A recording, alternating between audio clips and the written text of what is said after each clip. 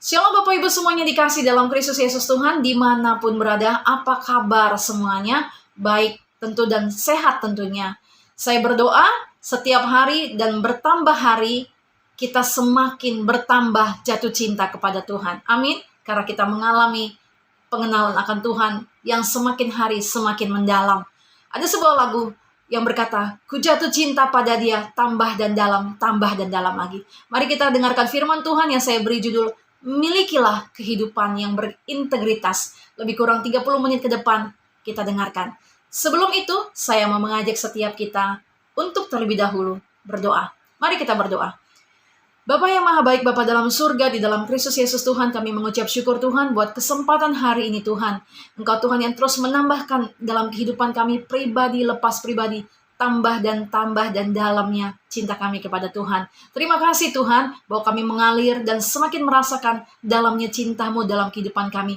Luasnya kasih-Mu dan anugerah-Mu yang Kau limpahkan dalam kehidupan kami. Terima kasih Tuhan, berkati setiap umat-Mu dimanapun berada dalam nama Tuhan Yesus. Dan jadikan setiap hati kami menjadi tanah yang subur. Dan jadikan firman ini menjadi sebuah kekuatan, jawaban atas setiap pergumulan dan setiap doa-doa dalam setiap perjalanan kehidupan. Iman percaya kami dalam Kristus Yesus Tuhan. Tidak satupun yang tidak diberkati. Setiap kami, semua kami diberkati. Dalam nama Tuhan Yesus Kristus, sembunyikan hamba di belakang salib-Mu, biar hanya Engkau yang semakin terlihat jelas dalam kehidupan hamba. Urapi setiap kami Tuhan, berkati setiap kami, dan kami sambut firman Tuhan. Hanya dalam nama Tuhan Yesus Kristus, kami berdoa. Amin. Hari ini saya beri judul, kesempatan ini saya beri judul firman Tuhan yang saya sampaikan yaitu, milikilah kehidupan yang berintegritas. Yes. Integritas dapat kita simpulkan sebagai satu kesatuan yang utuh, saudaraku. Integritas disebut juga bertindak secara konsisten antara apa yang dikatakan dengan tingkah lakunya sesuai dengan nilai-nilai yang dianut, di mana di dalamnya ada kejujuran, ketulusan tanpa kemunafikan. Dan untuk menjadi pribadi yang berintegritas ini, tidak hanya sehari atau 2 hari, dan tidak hanya setahun 2 tahun, saudaraku. Tidak seperti membalikan tangan. Ada perjalanan, ada proses, ada waktu di dalamnya. Di mana setiap hari komitmen kita akan sesuatu firman Tuhan itu tetap terus konsisten. Kehidupan yang berintegritas itu membutuhkan suatu pengorbanan, saudaraku. Dan diuji dengan waktu dan juga ada tantangan di dalamnya. Amin, saudaraku. Yesus Kristus Tuhan kita adalah teladan dalam menjalani kehidupan ini. Kehidupan yang berintegritas yang dimiliki oleh Yesus. Salah satu contoh sederhananya, waktu Yesus menjalani puasa 40 hari 40 malam, saudaraku. Dikatakan dalam Injil Matius 4 ayat 2-4, dan setelah berpuasa 40 hari 40 malam, akhirnya laparlah Yesus. Lalu datanglah si pencoba itu dan berkata kepadanya, jika engkau anak Allah, perintahkanlah supaya batu-batu ini menjadi roti. Tetapi Yesus menjawab, ada tertulis, manusia hidup bukan dari roti saja, tetapi dari setiap firman yang keluar dari mulut Allah. Saya percaya secara manusia, Yesus 100% manusia. Yesus pasti merasa lapar, sudah puasa tidak makan 40 hari, saudaraku. Saudara pernah tidak yang mendengarkan firman Tuhan ini, pasti ada yang pernah melakukan puasa. Mungkin awal-awal pertama rasanya lapar ya, saudaraku. Nah, saudara yang mungkin pernah melakukan puasa Ester akan lebih terasa lagi, saudaraku, tantangan laparnya. Saya pernah waktu pertama kali melakukan puasa Ester itu waktu saya masih di bangku kuliah semester awal di sekolah teologi, saudaraku. Kita masih kuliah, roh saya begitu menyala-nyala berkobar kepada Tuhan, dan saya ngambil puasa Ester, saudaraku, dengan satu kerinduan. Saya ingin mengenal Tuhan, saya ingin tenggelam dalam hadirat Tuhan, saya ingin mengalami sesuatu yang Tuhan bekerja penuh dalam kehidupan saya, saudara. Nah, dalam satu waktu, di hari kedua, tantangan itu datang, saudaraku. Pada saat itu saya tinggal di rumah abang sepupu saya, dan di hari kedua itu mereka mengatakan, Loli, ini makan. Karena mereka tahu dari kemarin malam saya tidak makan, saudaraku. Istrinya manggil saya, Loli, ini ada makanan enak dari luar, saudaraku. Bisa saja saya tidak makan, saudaraku. Maksud saya, bisa saja saya akhirnya memutuskan untuk saya makan, saudaraku, karena pada saat itu laparnya luar biasa, keringat jagung bercucuran gitu, saudaraku, dan rasanya seperti ngambang ya jalannya. Di hari kedua nggak makan, nggak minum sama sekali, saudaraku.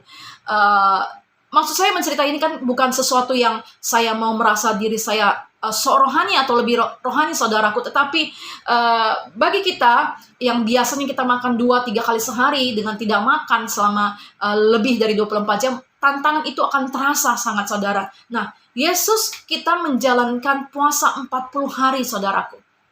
Dan iblis tahu, pencoba ini tahu bahwa Yesus lapar sekali saudaraku. Karena memang Yesus lapar, sehingga dia mengatakan, jika engkau anak Allah, ubahlah batu ini menjadi roti.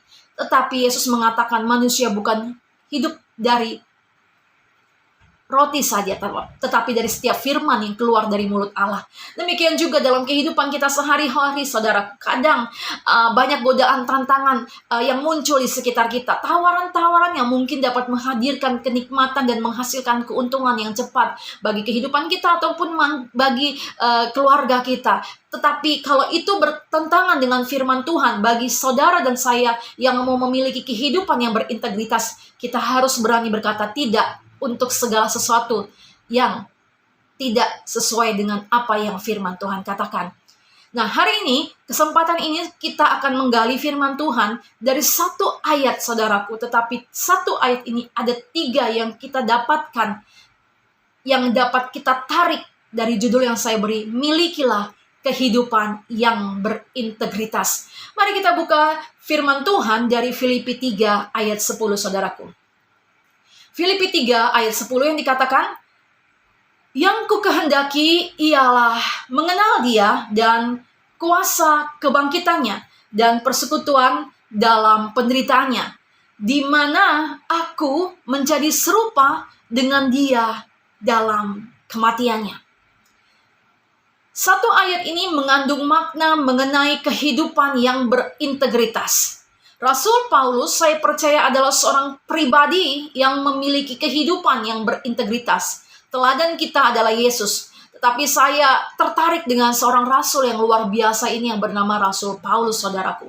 Bagaimana sebelum namanya menjadi Paulus, dia dikenal sebagai seorang penganiaya jemaat Kristus, saudaraku, yang bernama Saulus. Dan dia adalah seorang Farisi yang paling keras dalam agama Yahudi, saudaraku.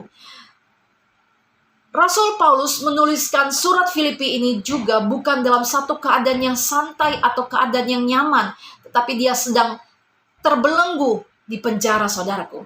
Oleh karena itu, ada 3 hal yang saya mau bagikan mengenai milikilah kehidupan yang berintegritas dari Filipi 3 ayat 10. Dikatakan, yang kukehendaki ialah mengenal Dia dan kuasa kebangkitannya dan persekutuan dalam penderitaannya, supaya aku menjadi serupa dengan Dia dalam kematiannya. Poin yang pertama dikatakan, yang kukehendaki ialah mengenal Dia. Saudaraku, biasanya dalam awal berpacaran yang kita lihat semua baik, yang indah dari pasangan kita. Setelah lama berjalan, baru kemudian sedikit demi sedikit kita lebih tahu gimana pribadi karakter pasangan kita, pacar kita. Walaupun ada juga dalam masa berpacaran sudah ketahuan sifat karakter aslinya, saudaraku.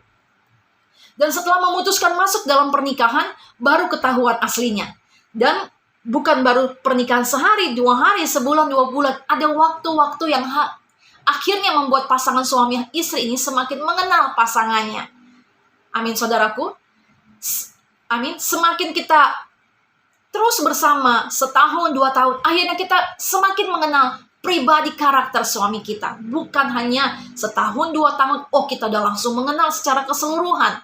Karena kita dengan pasangan kita itu dibangun, lahir besar dengan latar belakang yang mungkin berbeda. Cara didik orang tua yang berbeda. Pemahaman dan penyerapan yang berbeda. Tentulah hal ini yang membuat tidak mungkin dalam suami istri itu, dalam hubungan berpacaran ataupun pernikahan, langsung semuanya mulus, saudaraku. Tetapi semakin kita mendalami kasih pasangan kita, semakin kita mendalami pribadi karakter pasangan kita, dan kita tetap di dalam Tuhan, saya percaya maka satu sama lain akan lebih saling mengasihi. Amin, saudaraku. Nah, Rasul Paulus mengatakan seperti ini, yang kukehendaki ialah mengenal Dia. Yang kukehendaki ialah mengenal Dia. Dalam gambaran suami istri, perjalanan waktu itu membuat saling mengenal. Di dalamnya mungkin ada salah pengertian, miskomunikasi, karakter dan cara menyikapi sesuatu yang berbeda, cara pandang mungkin perbedaan pendapat. Tetapi perjalanan waktu seperti yang tadi telah saya katakan akan membuat suami istri ini, asalkan tetap kuat dalam Tuhan dan bertahan, akan membuat pasangan suami istri ini semakin hari semakin mengenal satu sama lain, yang tentunya akan membuat semakin kasih itu semakin kuat, saudaraku. Demikian juga dalam kehidupan kita sebagai warga negara Indonesia. Dikatakan yang sudah dewasa pasti memiliki KTP.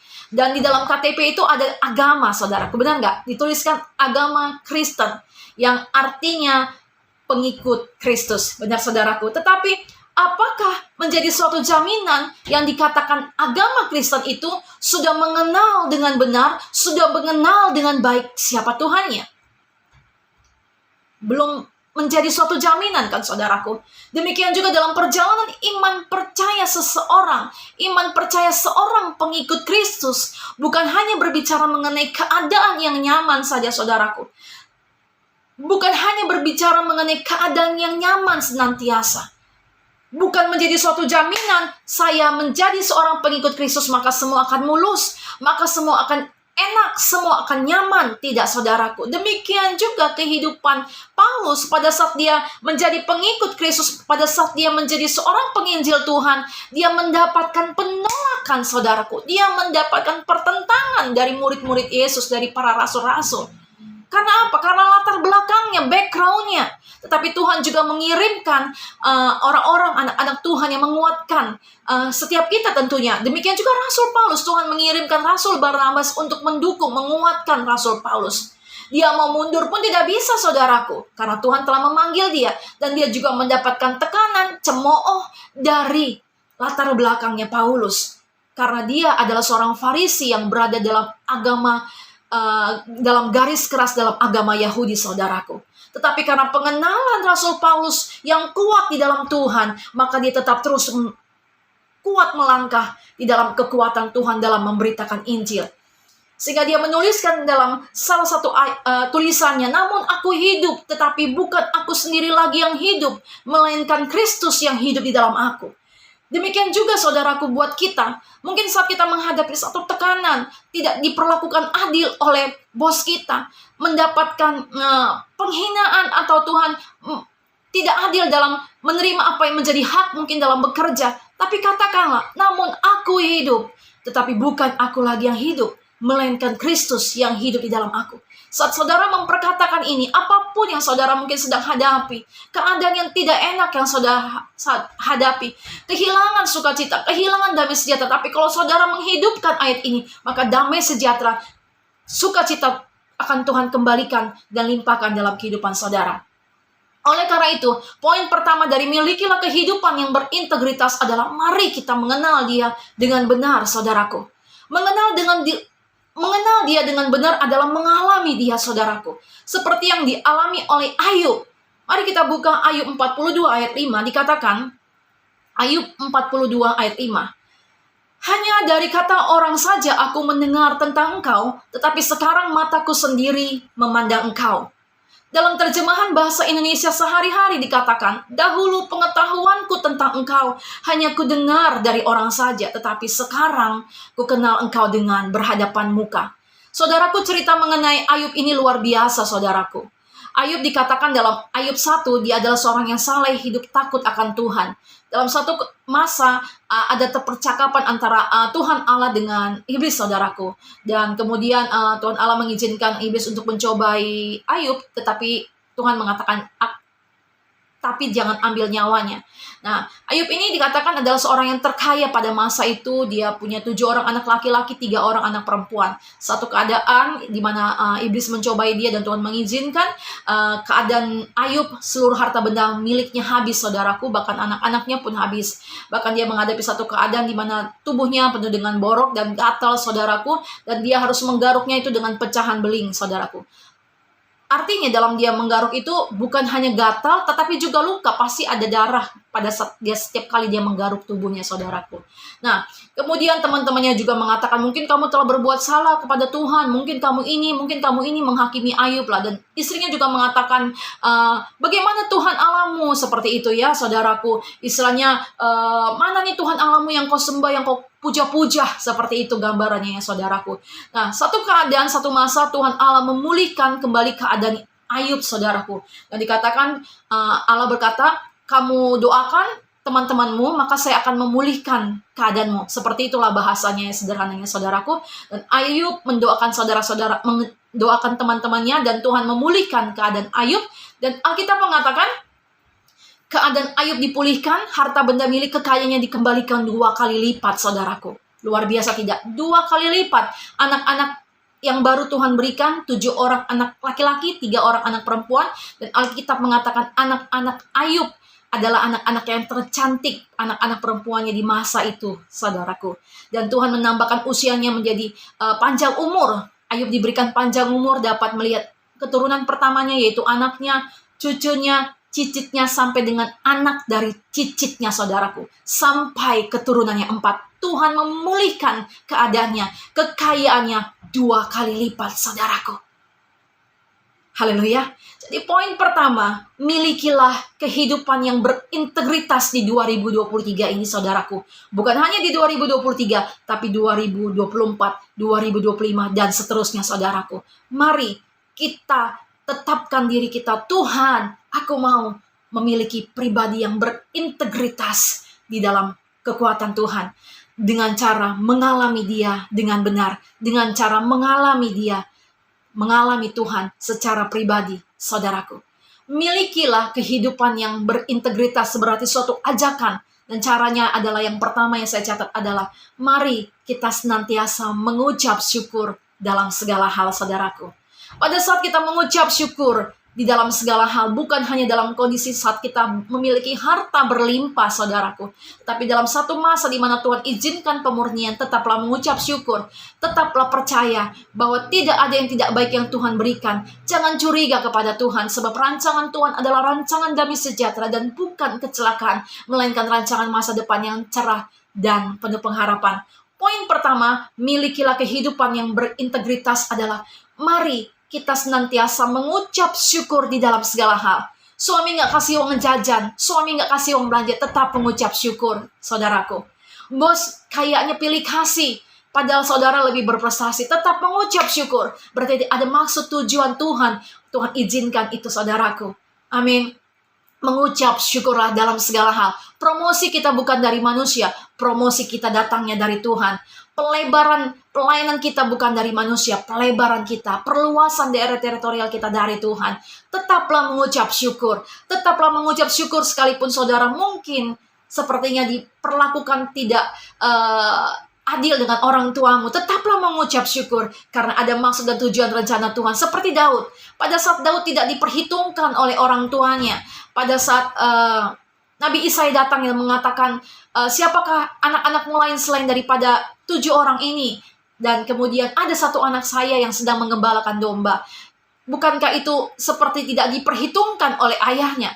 Tetapi apa yang tidak diperhitungkan oleh manusia, diperhitungkan oleh saudara, diperhitungkan oleh Tuhan, yaitu saudara dan saya. Tetaplah mengucap syukur. Nah, poin yang kedua dikatakan, milikilah kehidupan yang berintegritas, mengalami kuasa kebangkitannya. Yang ku kehendaki ialah mengenal Dia dan kuasa kebangkitannya. Mengalami kuasa yang menghidupkan Yesus dari kematian. Kita tahu, saudaraku, apa artinya kenyang kalau kita pernah merasa lapar. Kita tahu apa namanya sehat kalau kita pernah merasa sakit. Kita tahu apa namanya bangkit kalau kita pernah terjatuh, saudaraku. Benar nggak, saudara? Maka Rasul Paulus mengatakan bahwa dia ingin mengalami kuasa yang menghidupkan Yesus dari kematian. Paulus mengatakan dia ingin mengalami kuasa yang menghidupkan Yesus dari kematian. Milikilah kehidupan yang berintegritas, utuh, lengkap, baik rohani maupun jasmani kita, saudaraku. Ada orang yang tubuhnya sehat namun jiwanya sakit. Mungkin dia tidak percaya diri, merasa gagal, Contoh sederhananya seperti kita, ibu-ibu yang suka nonton sinetron kan, kadang dalam sinetron itu kita lihat bagaimana tetangga sirik dengan tetangga lainnya. Tetangga yang lainnya baru beli mobil, ada mobil kedua di rumahnya. Dia ngomong sama papinya, suaminya, "Lihat tuh Pi, kayaknya pekerjaan papi lebih bagus, tapi kenapa dia sudah bisa beli mobil kedua, sudah bisa beli mobil ketiga, kita baru satu mobilnya. Kita sama-sama tinggal di perumahan seperti ini, pekerjaan papi lebih bagus." Terkadang kita nggak terima kalau orang lain lebih diberkati. Kita nggak terima kalau orang lain sepertinya memiliki harta benda milik lebih daripada kita. Terkadang tanpa disadari, saudaraku. Dan hari ini kita belajar, kita memiliki tubuh jiwa roh yang terpelihara sempurna, suci kudus tidak bercacat celah. Kita belajar bagaimana hati kita, jiwa kita memiliki kedamaian, memiliki ketenangan, memiliki pemulihan. Sehingga pada saat kita mengalami pemulihan, maka kita pun menjadi alat Tuhan untuk memulihkan jiwa-jiwa yang terluka di luar sana, saudaraku. Ada banyak jiwa-jiwa yang mengalami, yang menghadapi suatu keadaan yang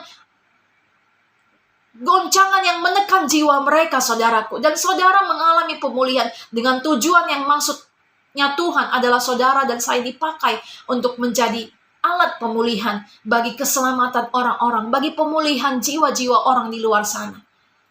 Begitu banyak suara asing yang kita dengarkan, yang tidak menumbuhkan iman percaya kita, bahkan mungkin melemahkan, yang membuat jiwa kita tidak bersyukur dengan apa yang kita miliki. Sehingga di poin pertama dikatakan tadi, mengucap syukurlah dalam segala hal. Karena kalau kita mampu mengucap syukur dalam segala hal, maka jiwa kita pun tetap akan dipenuhi dengan kasih Tuhan, sukacita Tuhan, damai sejahtera Tuhan. Hari ini kabar baiknya kita semua mengalami kuasa kebangkitan itu. Kita semua harus mengalami kuasa yang membangkitkan Yesus dari kematian. Kuasa yang membuat Rasul Paulus, saudara dan saya, menjadi seorang pribadi-pribadi yang luar biasa, yang dipulihkan, yang disembuhkan dari setiap tekanan, dari setiap himpitan, dari setiap rasa tidak percaya diri, dari setiap penolakan, dari setiap ketidakadilan yang mungkin saudara sedang hadapi. Bangkit.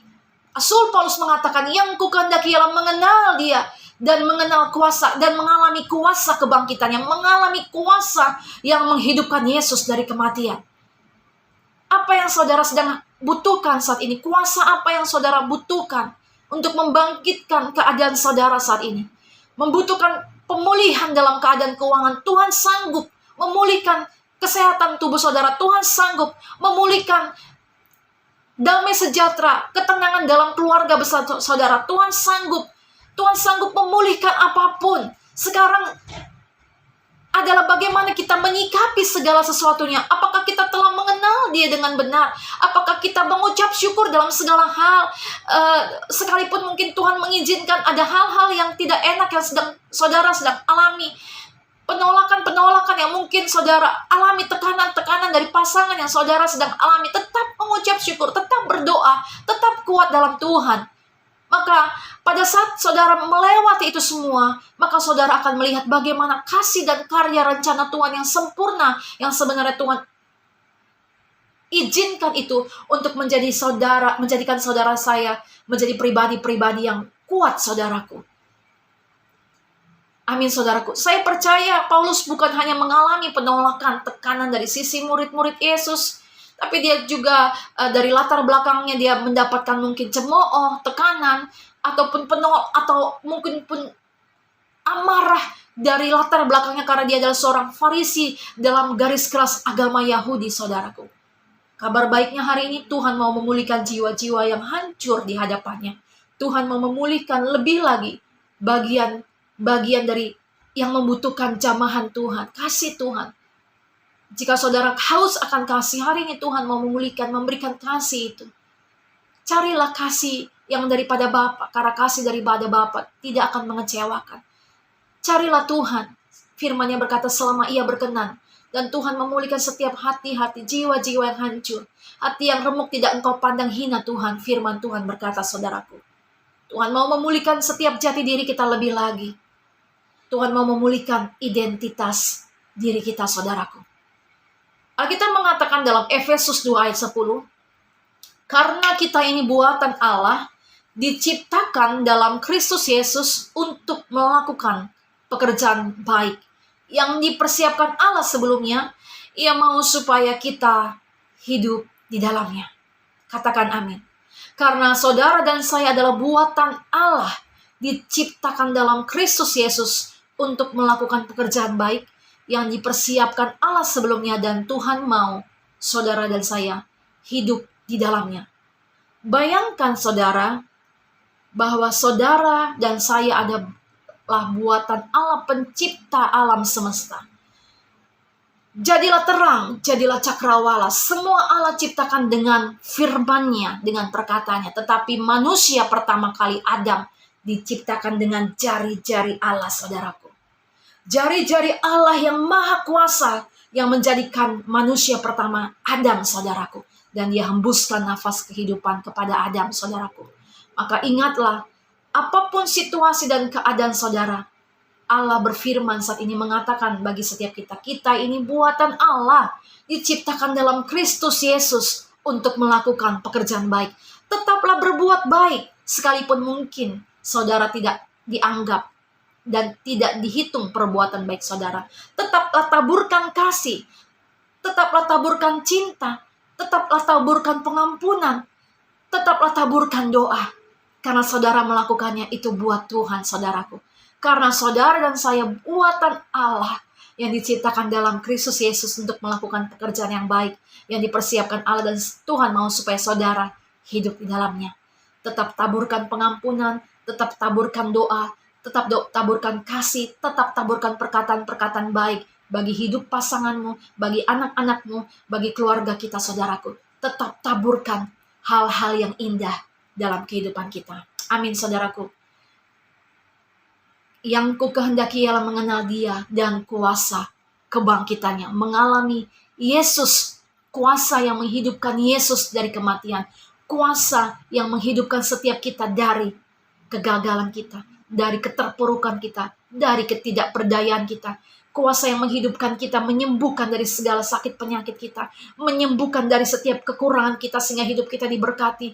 Dalam nama Tuhan Yesus, Tuhan sanggup memulihkan dan memberkati lumbung-lumbung perbendaharaan kita, sumur-sumur kita diberkati Tuhan.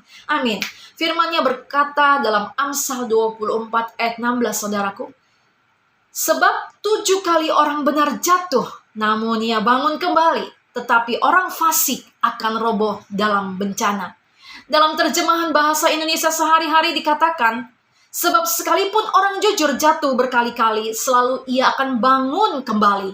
Tetapi sebaliknya, orang jahat akan hancur lebur oleh malapetaka. Saudara dan saya, orang jujur kan? Kenapa kita dikatakan orang jujur? Alkitab katakan, karena pada saat kita datang kepada Tuhan, kita berdoa, Tuhan, ampunilah kesalahanku, ampunilah dosa-dosaku, pelanggaranku. Tadi aku telah menyakiti hati mama, saudara. Tadi saya sudah menyakiti hati mama, Tuhan. Tadi saya sudah menyakiti hati saudara saya. Kita datang kepada Tuhan. Tuhan, aku gak bisa ngampuni dia. Aku sakit rasanya. Tapi Tuhan firman berkata, jikalau kami tidak mengampuni sesama kami, maka Engkau juga tidak mengampuni kesalahan kami. Kita datang sama Tuhan dengan hati kita yang jujur. Kita menyadari kita ini orang berdosa. Kita membutuhkan belas kasih Tuhan. Kita membutuhkan anugerah Tuhan. Kita membutuhkan kasih karunia Tuhan. Maka dikatakan 7 kali orang benar jatuh, namun ia bangun kembali. Saat ini mungkin ada saudara yang mungkin jatuh bangun dalam dosa. Seperti seolah-olah, Tuhan, aku gak mampu lagi nih hidup sesuai dengan apa yang firman-Mu katakan. Kok aku jatuh bangun terus? Tetaplah berdoa, datang kepada Tuhan. Datanglah dengan hati yang hancur. Mohonkanlah belas kasih Tuhan. Maka saudara akan dipulihkan oleh Tuhan.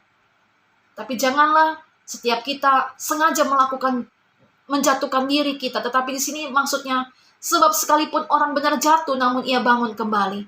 Saudara, 99 domba Tuhan tinggalkan untuk 1 domba yang terhilang, tersesat. Secara jumlah lebih banyak 99, saudaraku, dibanding 1. Tetapi Tuhan meninggalkan 99 ini untuk 1 domba yang terhilang. Malaikat jatuh dalam dosa dalam dosa kesombongan. Tuhan buang dari surga. Tetapi manusia jatuh dalam dosa. Tuhan cari, saudaraku. bahkan Allah Bapa mengirimkan anaknya yang tunggal Yesus untuk saudara dan saya, supaya tidak binasa. Saudaraku, ingat, ini adalah hari-hari yang terakhir. Iblis tidak mau, saudaraku, hanya mereka saja yang masuk ke dalam perapian yang kekal itu. Oleh karena itu, mari kita rendahkan diri di bawah tangan Tuhan yang kuat. Kita butuh perlindungan Tuhan, kita butuh pertolongan Tuhan, kita butuh anugerah Tuhan, kita butuh pengampunan Tuhan. Karena Tuhan mencari saudara dan saya.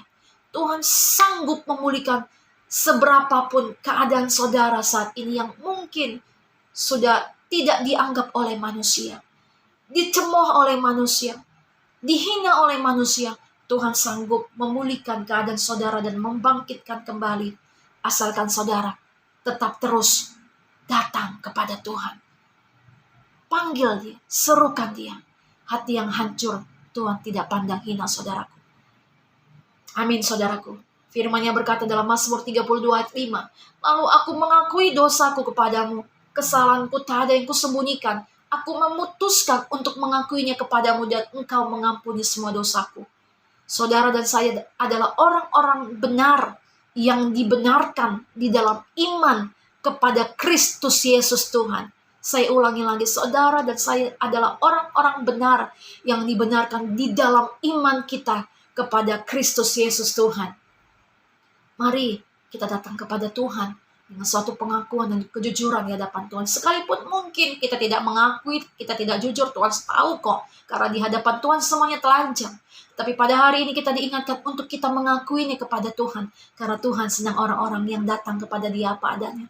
Tuhan senang kepada orang-orang yang jujur, yang mengakui kelemahannya, yang membutuhkan anugerah Tuhan, dan membutuhkan kasih karunia Tuhan untuk Tuhan limpahkan bagi saudara dan saya. Amin, saudaraku. Tuhan datang untuk mengangkat hidup saudara dan saya. Tuhan datang untuk memulihkan jiwa saudara yang terluka dan menyembuhkannya. Amin. Poin kedua, milikilah kehidupan yang berintegritas, yaitu alami kuasa kebangkitannya dengan tetap terus mengingat, menyaksikan kebaikan Tuhan. Kalau di hari-hari yang lalu Tuhan dapat tolong, maka saudara mungkin saat ini lagi membutuhkan jawaban Tuhan. Mungkin dalam hal keuangan, mungkin dalam hal pemulihan keluarga, maupun juga dalam hal promosi pekerjaan. Percayalah kalau Tuhan hari-hari yang lalu mengangkat hidup saudara, memelihara saudara, memberkati saudara, memberikan bonus-bonus reward bagi saudara, maka hari ini juga dan selanjutnya Tuhan juga akan memelihara saudara dan sanggup mengangkat saudara naik level ke level berikutnya, saudaraku. Katakan amin. Maka milikilah kehidupan yang berintegritas. Poin yang kedua adalah tetaplah mengingat dan menyaksikan kebaikan Tuhan. Kebaikan Tuhan yang saudara alami jangan simpan untuk diri saudara sendiri. Jangan simpan, saudara, tapi saksikan itu. Kebaikan, kemurahan, anugerah Tuhan. Sehingga pada saat saudara menyaksikannya, maka bejana yang ada dalam hidup saudara itu kan saudara alirkan kan, saudara keluarkan kan, kesaksian kebaikan kemurahan Tuhan, maka kesaksian dan kebaikan kemurahan Tuhan yang baru, maka Tuhan akan alirkan lagi. Tuhan akan isi lagi bejana saudara, untuk saudara lebih lagi menyaksikan kebaikan dan kemurahan Tuhan. Maka poin kedua, milikilah kehidupan yang berintegritas. Mari kita, saudara dan saya, terus menyaksikan kebaikan Tuhan. Seperti Rasul Paulus mengatakan, sehingga dia tidak malu untuk memberitakan Injil. Sekalipun dalam pemberitaan penginjilannya banyak orang yang mungkin mencemooh dan tidak menerimanya lagi, saudaraku. Tapi dia tetap terus mengucap syukur. Maka kita tetap terus menyaksikan kebaikan Tuhan. Maka Tuhan akan mengisi bejana kita, mengisi hidup kita dengan kebaikan-kebaikan yang baru. Kemurahan-kemurahannya lagi. Terus ditambah-tambahkan dalam kehidupan kita. Saudara, hari lepas hari saudara dan saya melimpah dengan kebaikan dan kemurahannya, saudaraku. Amin.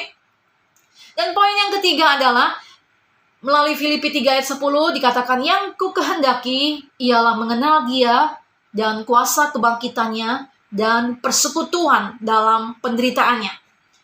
Penderitaannya di mana Yesus taat sampai mati di atas kayu salib.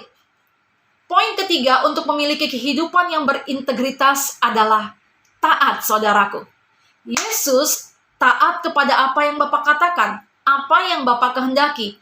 dan ketaatannya membawa kemuliaan. Katakan amin. Tidak ada kemuliaan tanpa ketaatan. Tidak ada kemuliaan tanpa pengorbanan di dalamnya. Hari ini kalau kita tidak melatih diri kita untuk taat kepada apa yang firman Tuhan katakan, kita akan mudah kompromi dengan dunia ini. Saya ulangi, hari ini kalau kita tidak melatih diri kita untuk taat kepada apa yang firman Tuhan katakan, kita akan mudah kompromi dengan dunia ini. Kehidupan yang berintegritas juga berbicara mengenai tidak kompromi, saudaraku. Dan saya banyak sekali belajar hal mengenai kompromi dan tidak kompromi. Saya dulu adalah orang yang kadang-kadang beralasan, Tuhan tahulah, ya kan saudaraku, kompromi. Dan ternyata hal itu membuat saya terjatuh, saudaraku, dengan suatu pemikiran, Tuhan tahulah, ya saudaraku ya, kompromi dengan keadaan dunia ini. Tapi hari ini Tuhan mengingatkan kita karena Dia mengasihi dan sangat mengasihi kita. Ingat saudaraku, malaikat jatuh melakukan dosa, dibuang dari kemuliaan Tuhan. Tetapi saudara dan saya melakukan kesalahan, jatuh dalam dosa. Tuhan cari, Tuhan kejar, Tuhan tangkap, Tuhan peluk, Tuhan angkat dan pulihkan hidup saudara. Hari ini kita belajar mengenai poin ketiga, milikilah kehidupan yang berintegritas adalah taat, saudaraku. Ada kalanya kita harus berani dan tegas buat diri kita sendiri, saudaraku. Sebagai gambaran contoh, yang saya dikuatkan dengan kisah mengenai Yusuf, ya saudaraku. Sewaktu dia diajak tidur dengan Tante Potifar, dia pergi meninggalkan Tante Potifar, saudaraku. Kalau berbicara tentang kenikmatan sesaat, mungkin dia bisa dapatkan karena tentulah tidak ada yang tahu. Tapi saya belajar dari toko rahasia keberhasilan bagaimana Yusuf diangkat, saudaraku, menjadi orang kedua di tanah Mesir. Ternyata dia hidup dalam takut akan Tuhan. Dia tidak kompromi, sekalipun itu menawarkan hal-hal yang nikmat sesaat, saudara. Kehidupan masa lalu saya yang banyak hal di mana di dalamnya saya kompromi, saudaraku. Tetapi pergantian tahun kemarin, saya kembali memperbaharui diri saya. Tuhan, saya mau hidup di dalam apa yang Tuhan rancangkan dalam kehidupan saya. Saya mau menikmati keindahan karyamu, keindahan rencanamu dalam kehidupan saya dan keluarga. Dan saya percaya tidak ada yang tidak mungkin. Bagi setiap anak-anak Tuhan, Tuhan bahkan memberikan apa yang tidak terpikirkan bagi kita, tidak pernah timbul dalam hati kita. Bapa surgawi memberikan anaknya yang tunggal. Masakan Bapa tidak mengaruniakan segala sesuatunya kepada kita? Saya pegang ayat itu, saudaraku, dan saya percaya saudara pun akan memegang ayat itu. Bapa mengaruniakan anak yang tunggal. Masakan Bapa tidak mengaruniakan segala sesuatu yang kita butuhkan, kita perlukan, bahkan apa yang tidak kita pikirkan Tuhan sediakan bagi kita. Bahkan yang belum timbul dalam hati kita, yang belum pernah timbul dalam hati kita, Tuhan berikan, Tuhan sediakan yang terbaik bagi saudara dan saya. Berbicara mengenai Yesus mati di atas kayu salib mengajarkan kita untuk taat kepada perintahnya, saudaraku. Kepada Tuhan yang tidak terlihat secara kasat mata. Berbicara taat adalah berbicara tetap menghidupi firman-Nya. Satu ayat penutup bagi kita, Yesaya 18 ayat 21 mengatakan, tetapi jikalau orang fasik bertobat dari segala dosa yang dilakukannya dan berpegang pada segala ketetapanku, serta melakukan keadilan dan kebenaran, ia pasti hidup, ia tidak akan mati. Kehidupan kita bukan hanya berbicara mengenai hidup waktu di dunia ini saja, saudaraku, namun berbicara mengenai kehidupan nanti di kekalan. Integritas utuh lengkap, tubuh, jiwa, roh kita terpelihara sempurna. Filipi 3 ayat 10 mengingatkan kita, milikilah kehidupan yang berintegritas. Dikatakan, yang ku kehendaki ialah mengenal Dia dan kuasa kebangkitannya dan persekutuan di dalam penderitaannya, supaya aku menjadi serupa dengan Dia di dalam kematiannya. 3 hal milikilah kehidupan yang berintegritas. 1, mari senantiasa mengucap syukur dalam segala hal. 2, tetap terus menyaksikan kebaikan Tuhan. Ingat dan saksikan kebaikan Tuhan. Supaya kesaksian-kesaksian baru, kemurahan-kemurahan baru, anugerah-anugerah Tuhan yang baru, Tuhan limpah-limpahkan dalam kehidupan kita. Mengalir dan menjadi berkat. Dan yang ketiga, milikilah kehidupan yang berintegritas. Sebuah perintah untuk kita taat, saudaraku. Di akhir-akhir ini, Tuhan menginginkan kita untuk kita menikmati kesehatan dan panjang umur yang Tuhan berikan bagi saudara dan saya. Mari kita hidup di dalam ketaatan kepada apa yang perintah Tuhan katakan. Kematian Yesus di atas kayu salib membawa kemuliaan dan keselamatan bagi orang-orang percaya kepada Yesus. Amin saudaraku. Maka ketaatan yang saudara dan saya akan lakukan akan berdampak, akan terimpartasi, akan menjadi suatu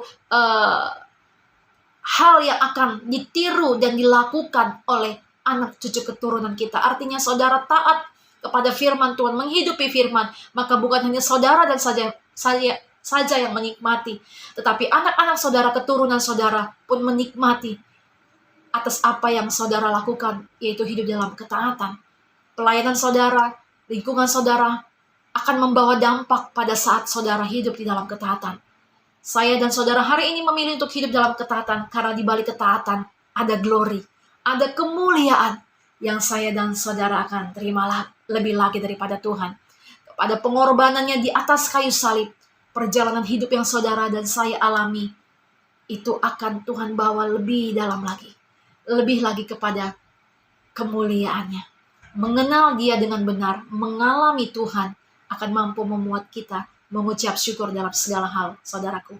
Mengenal Dia membuat kita selalu dapat bangkit, karena kita tahu identitas diri kita, siapa diri kita di hadapan Tuhan. Kita ini buatan Allah yang diciptakan dalam Kristus Yesus untuk melakukan pekerjaan yang baik yang dipersiapkan Allah sebelumnya. Dan Tuhan mau supaya setiap kita hidup di dalamnya. Pegang apa yang perjanjian Tuhan berikan kepada saudara. Pegang itu sampai perjanjian itu digenapi. Perjanjian berarti bukan sepihak saudara. Ada dua pihak di dalamnya. Yaitu Allah yang tidak pernah ingkar janji. Dan saudara dan saya yang diminta untuk hidup sesuai dengan firman-Nya. Satu gambaran renungan terakhir saudaraku. Pada saat kita melihat pohon yang matang dan manis. Ilustrasi saudaraku. Kemudian kita tahu mungkin ada orang yang lihat. Ada orang yang lewat melihat buah itu manis ya. Tapi dia kenal pemilik pohon itu pelit. Nggak mungkin kalau datang mengetok pintu rumah minta buah mangganya, nggak mungkin dikasih. Kemudian ada dahan pohon yang keluar dari halaman. Kemudian orang tersebut pengen sekali memakan buah itu karena dia tahu mungkin istrinya lagi ngidam gitu. Atau mungkin dia lagi pengen gitu.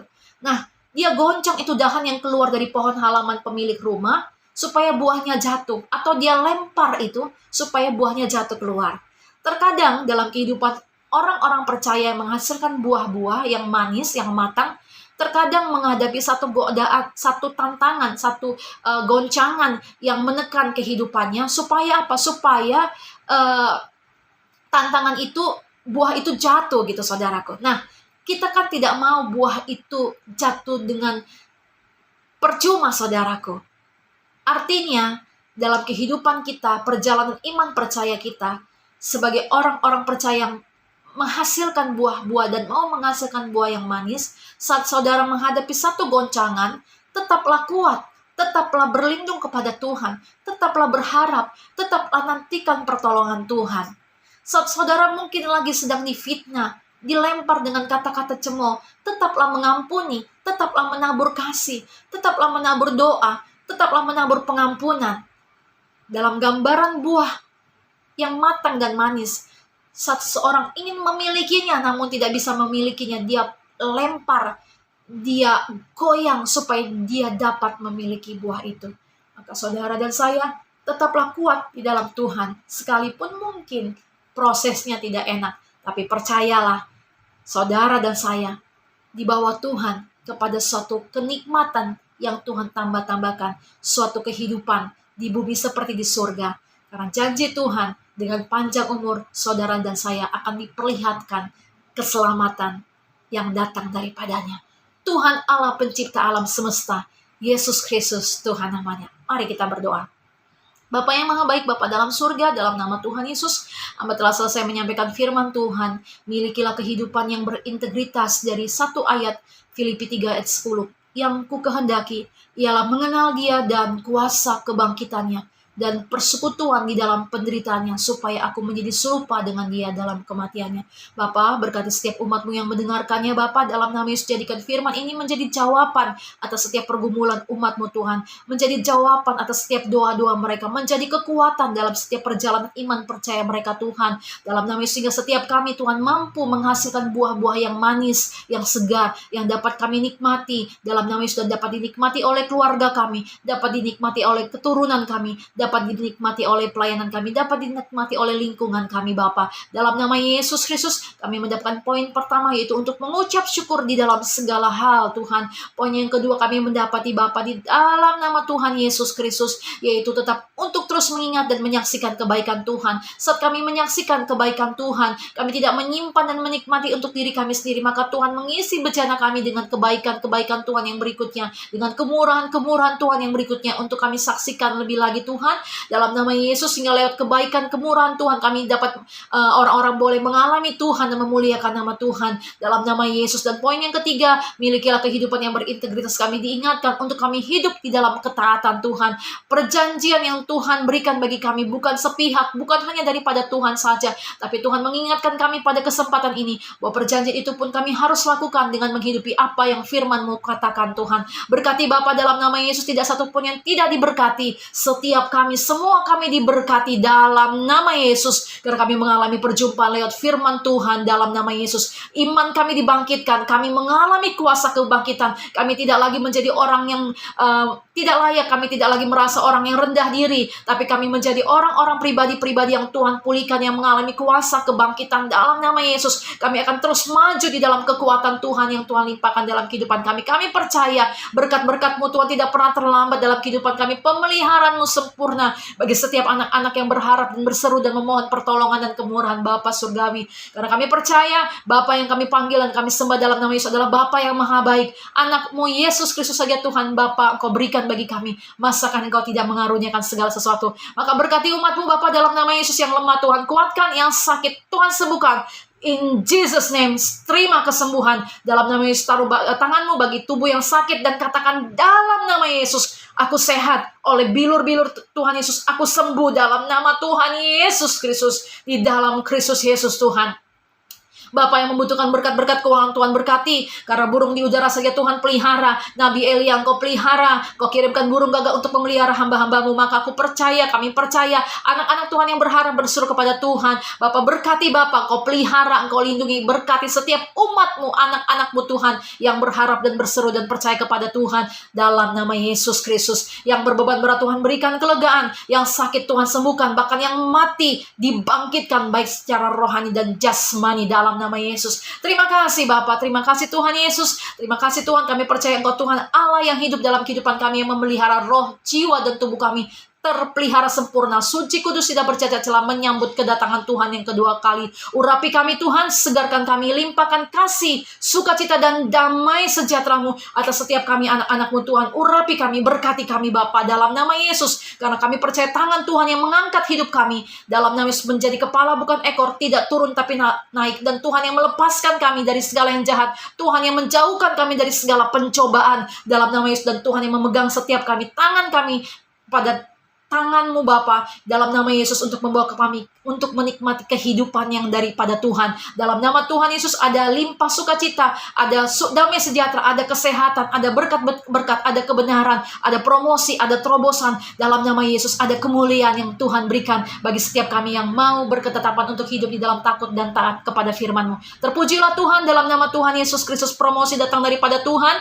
Yang berdoa sedang untuk suatu promosi, percayalah dalam waktu-waktu dekat ini Tuhan mempromosikan Engkau. Tuhan mengangkat saudara dan saya untuk menyatakan kemuliaan dan kemuliaan bagi Yesus Kristus Tuhan dan Juru Selamat kita. Dalam nama Tuhan Yesus, terimalah berkat dari Allah Bapa, Putra, Roh Kudus. Dalam nama Tuhan Yesus yang memberkati saudara dan saya. Dalam nama Yesus terpelihara sempurna, suci, kudus, tidak bercacat celah, menyambut kedatangan Tuhan yang kedua kali. Diberkatilah hidupmu dan hidup saya. Diberkatilah keluargamu dan keluarga saya. Diberkatilah pelayanan dan pemberitaan Injil-Mu, dan berkatilah pelayanan dan pemberitaan Injil saya. Diberkatilah segala sesuatu yang kita usahakan, yang saudara dan saya usahakan dan kerjakan dan upayakan dan doakan. Dalam nama Tuhan Yesus Kristus. Setiap kita yang percaya, katakan amin. Jika channel YouTube ini menjadi berkat bagi kita semua, Bapak Ibu, saya mengajak untuk tolong bantu share dan subscribe. Tuhan Yesus memberkati kita semuanya. Shalom.